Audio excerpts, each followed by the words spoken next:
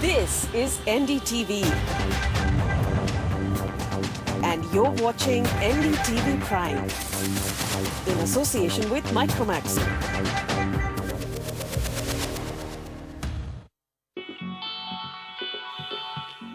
Real estate has traditionally been the most profitable of ventures, but it's also fiercely competitive.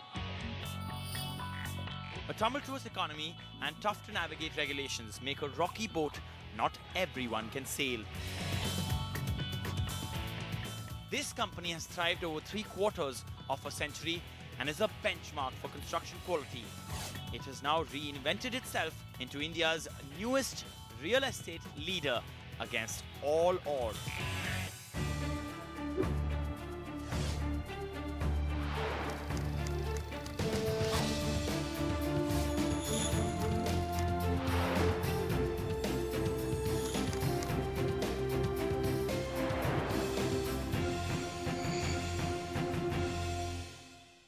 When a company, which is a gold standard in engineering and construction, decides to get into real estate armed with 75 years of experience, two things happen. One, there is huge excitement, and of course, there's trust. But there's the flip side of it all. You also have to meet a lot of expectations. Let's find out from CEO and MD of L&T Realty, Shrikant Joshi, on what really happened when they decided to get into real estate and the story thereon. L&T Realty was born only in 2012, but it has a pedigree that goes far back in history. Its parent company, Lawson & Toubro Limited, was set up by two Danish engineers in Mumbai in 1938.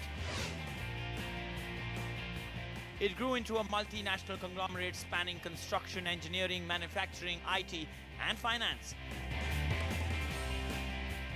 It has built some of modern India's iconic edifices like Mumbai's brand new International Airport, the Lotus Temple in Delhi, and InfoCity building in Bengaluru.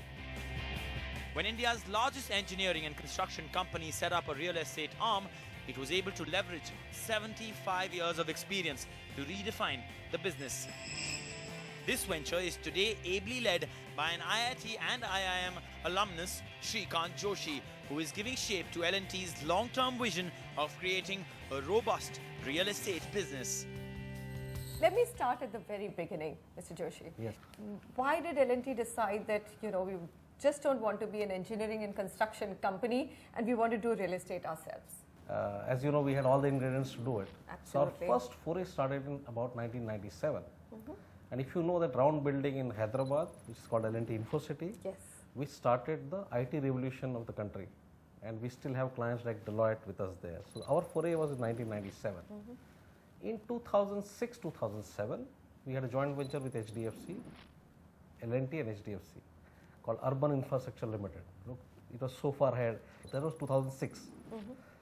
And that we ran for 10 years. And we did many projects. So since we are later on going to come to Bombay, we had projects in Bombay, Seawoods, Chandigarh, Vijayawada, Vizag, Colombo, Chennai. Okay. And however, L&T is a very, very large company with large investments.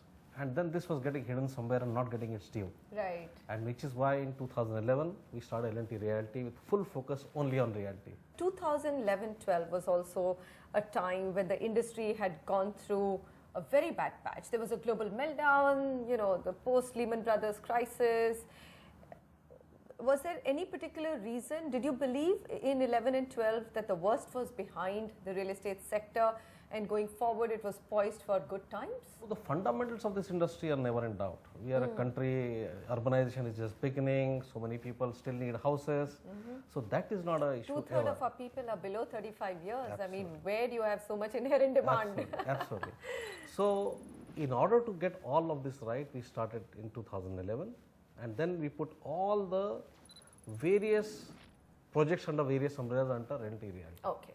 So UIL was merged with L&T Realty, all the other labs were merged with L&T Realty. So it was really, there was no momentousness to 11-12. It was just a question of reorganizing and saying from here on it's going to be a business that we will focus on, give it its due importance and then have its chart out its own growth path. Absolutely perfect. Since its inception in 2012, L&T Realty has created an impressive presence across South and Western India. It has close to 60 million square feet under development for residential, office, retail and leisure spaces. People know about L&T, people understand the brand value there. They have presence in southern India as well as the western region here. They are, I think, also moving up north now. And I think it's a very, very settled brand, so people feel very comfortable dealing with them. So the fence sitters who are wanting to buy properties, who don't have trust and faith in the market today for any other developer, for example, they're very happy with L&T. They want to kind of transact without any kind of a fear that they will not be able to get their possessions on time. L&T Realty was able to use the weight of its brand name to thrust itself into the center court of real estate. It brought the same philosophy and work ethic of its parent conglomerate and used the existing brand equity and trust to pull in customers. What I'd like to understand is when you did become an independent real estate brand, there was already Tata there was Mahindra there was Godrej there. There was excitement that yes, Larsen & Toubro, obviously a recognized brand, but it also brought about certain expectations, didn't it? Yes. With it. So what was the vision? What did you say is going to be my USP vis-a-vis any other big corporate brand in real estate? Actually, we are very blessed, Manisha. Larsen & Toubro is an outstanding brand, and customers trust us blindly. And the trust is what keeps us awake. When we started, although all other brands you mentioned are nice, good, they are as trusted, but Right. our customers expect a little more from L&T. And you will not believe, when we launched our first project in Parel, I had to fire the sales guy that if you get any more checks, I will not accept. But people expect very high trust, very high transparency. So they know we won't start without all approvals. They know their money is safe, number one. They'll get the quality and they'll get what we show as a sample fact is what they will get. And that is what the entire team here is locked to live up to that image.